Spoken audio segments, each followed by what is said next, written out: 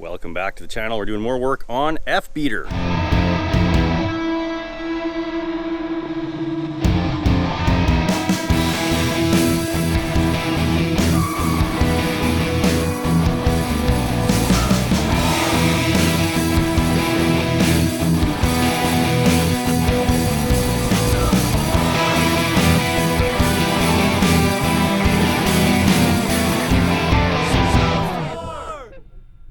So we've got her into the sun and we're gonna try to get that smell out of the car before we go too much more into the interior, because it is downright deadly. Like, it is, you know, sitting in this thing for a while, it feels like you're gonna die. Smells mold. So everything's kind of coming out of it. Gotta do some vacuuming. This is the crap that I pulled out of the car. The old fuel pump and interior trim pieces, and interesting to see the T-top shades are still here, but yeah, we'll clean it up. I've got a nice mixture over here of vinegar and water, and we're also going to put some baking soda in the footwells in the trunk and let that sort of suck up all the odor once we do a vacuum job. So we'll wipe it down with some vinegar and water, vacuum it out, and do the baking soda technique.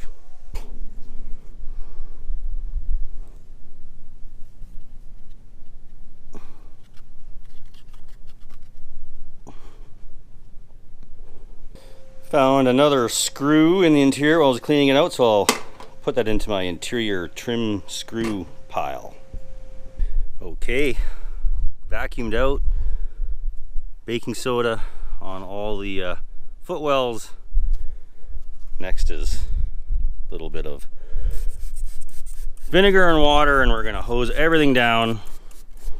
Liberally soak all this stuff, including the fabric, and then give it a little wipe.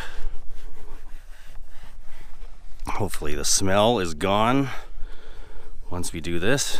If not, then we'll go to more extreme measures. All right, now I've sprayed everything down, basically hosed everything down with vinegar and water. It's like a 50-50 mix. It smells a little better from at least this distance. So what we'll do now, while it does its thing, dries out, we're gonna just let it run for a while, see how it goes. Starts right up. Still whines like hell. That's probably the power steering pump, but we'll let it run, see if it comes up to temperature a bit more, see if the car cools itself down, or if we have a head gasket issue. Still don't know for sure. Okay, something interesting is I hear the whining coming from this part of the car, not necessarily the power steering pump. I'm wondering if it's something to do with the alternator. The volt gauge in the car now shows that we're only seeing under 13 volts. So if I probe my battery, we're getting 12.6, and I'll start the car and I'll probe it again. It should jump well over 13, but I think the alternator is done. Okay, starting the car. Voltmeter is going over 13 volts right now.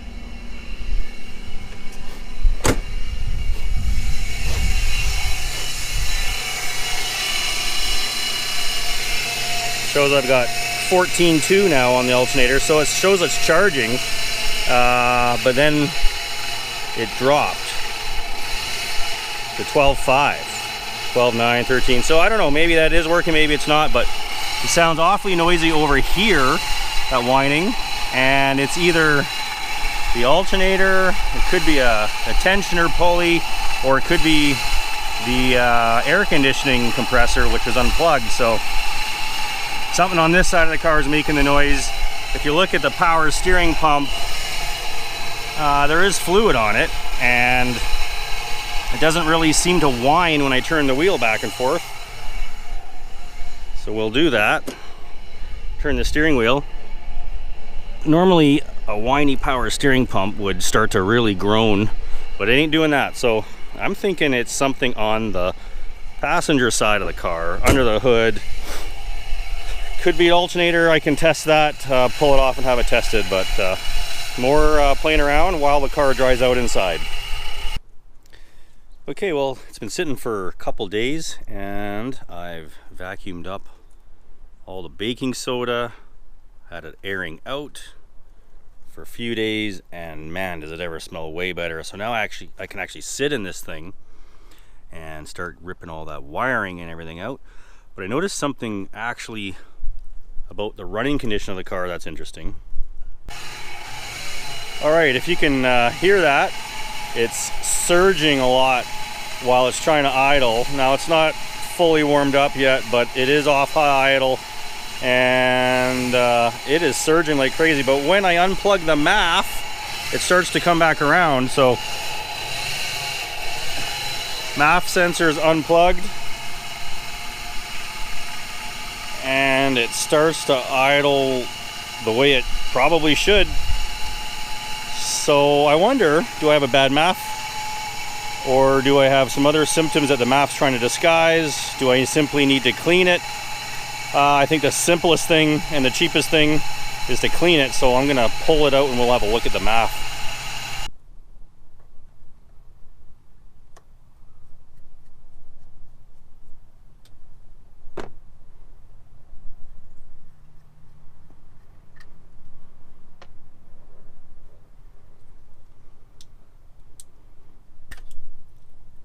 Ooh.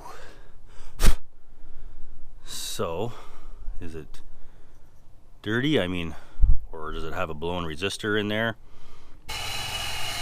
Okay, cleaning the MAF apparently didn't work, so it's probably a bad MAF again, or at least that's the hope.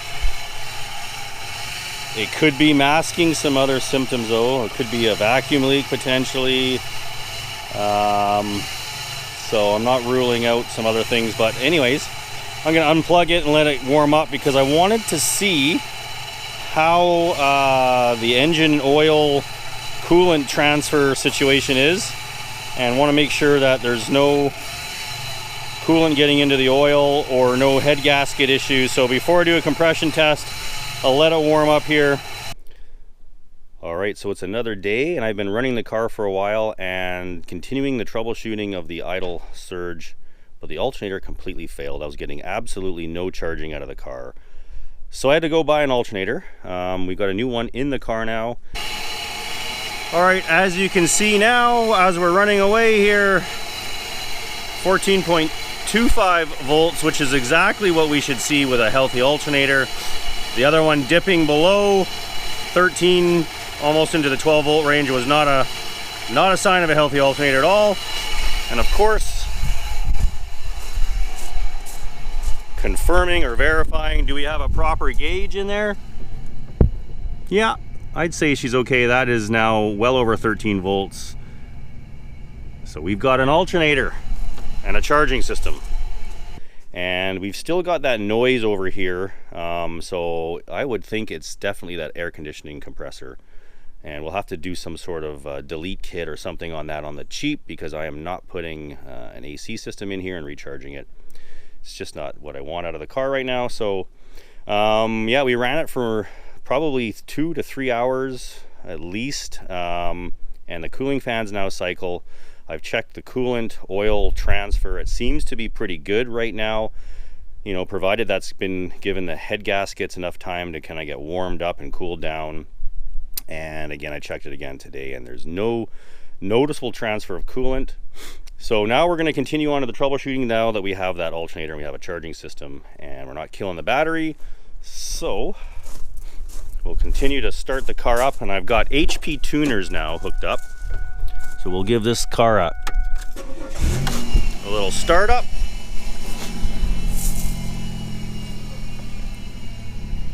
And once in the car, we've got HP tuners.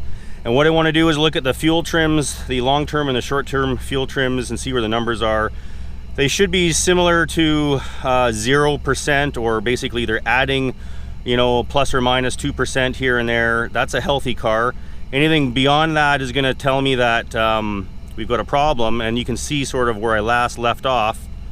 So we'll start scanning again, and this is now live data, and you can see that the fuel trims down in here are 16.4% on the long term. The short term, they usually come up as well, and you can see the fuel trims are in the red zone there. So basically what this is saying, and basically talking to other people who are way more knowledgeable on this than I am, we've got a large unmetered air leak going on right now. And I think I know where that air leak is, because these cars commonly have lower intake manifold gasket problems. That's a common issue with the 3800 V6 or the Series 1, Series 2, I think even into the Series 3, this being a Series 2. So we're gonna go do something and spray some stuff around the engine and find if we see the idle pick up. Right now it's kind of steady, but again, it'll warm up and get worse. As it warms up, it gets consistently worse. So we're gonna spray around the engine compartment, spray around the engine, particularly the intake manifold gasket area, and see what kind of a difference it makes, or if it makes a difference at all. All right, here we are running away, fairly warm. You can see again, or hear the noise. It's not the alternator, it's definitely down there. And I've got some throttle body cleaner. This is what I used to clean the throttle body when I did the mass airflow sensor clean. Of course I use mass airflow sensor cleaner for that, but I also clean the throttle body area just to kind of eliminate any restriction or any issue there. So we're kind of idling poorly.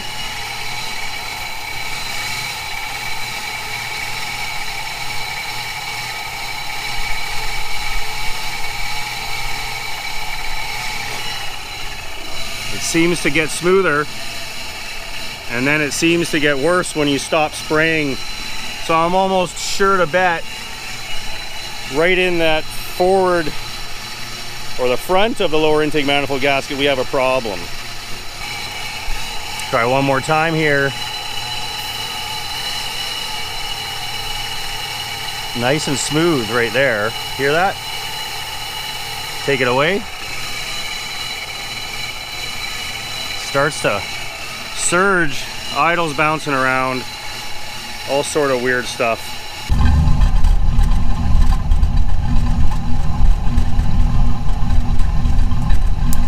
So I'm guessing it's a lower intake manifold gasket.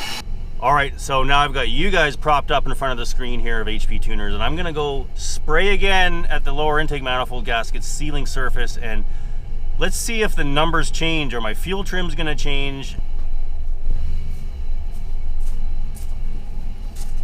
And so quickly looking back at the fuel trims, you can see, I mean, right there, bank 1, bank 2, they're in the red zone, 16.4% fuel added. If I bring this up to 1600 RPM, everything gets happy. Oh, there's 1700. Everything is good. Fuel trims are basically zero. What does that mean? I mean, I'm no expert. I'm guessing, well, there's less of a vacuum draw on the engine when it's above a certain RPM. Definitely on idle, you've got the most vacuum draw, I would guess, which finds the vacuum leak the easiest. But now just running at, you know, driving regular road speed, it seems fine. Around 1500, a little bit over, it kind of clears up. There we go again. So I think the engine's fairly healthy. Again, the compression test, yeah, that would be an idea once it cools down, but I mean, it's super responsive, it's torquey, it feels pretty strong. Of course, yeah, back down to idle, everything's gonna go really strange. We've got some short-term fuel trim adding now once the numbers kind of stabilize. Short-term are usually what tell the long-term to kick in, as far as I understand. So putting it in gear,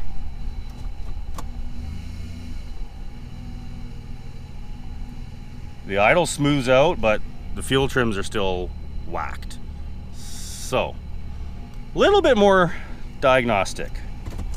And well, of course, now that we've been playing with the car and getting it up to temperature and cycling through the fans and the thermostat, we've got to find ourselves a coolant leak, right? You know that's happening, so I'll show you right where the cooling link just popped up.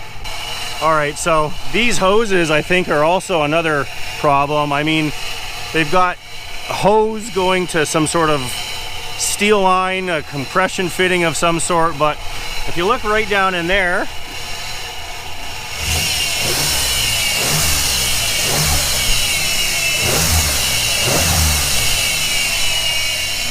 we've got a nice little leak, so hopefully you can see that right down in that area. So one of the heater hoses actually burst a leak, so we're gonna have to fix that as well now. Hopefully there is an easy way to do that. I'm not spending the money on that fancy hose there. I'm gonna try to do something a little bit low buck, a little bit cheaper. Well, there you go. The troubleshooting on this thing is going to have to continue before we actually get it on the road, before we actually move into making it look a little better, drive a little better. I mean, it's got to run good first. It's got to not leave someone stranded. And I think, you know, this engine is pretty durable. It's pretty, from what I hear, it's pretty solid engine. These engines last for a long time. I think I've found all the common issues with these. Here's hoping, and a couple more things to do to try and correct all that idle surge on all those gremlins that are popping up. But once we do that, we're going to take it for a test drive, and that's going to be in an upcoming video. So stay tuned to see what we do next. We're going to continue to work on the idle surge and get this thing running the way it should.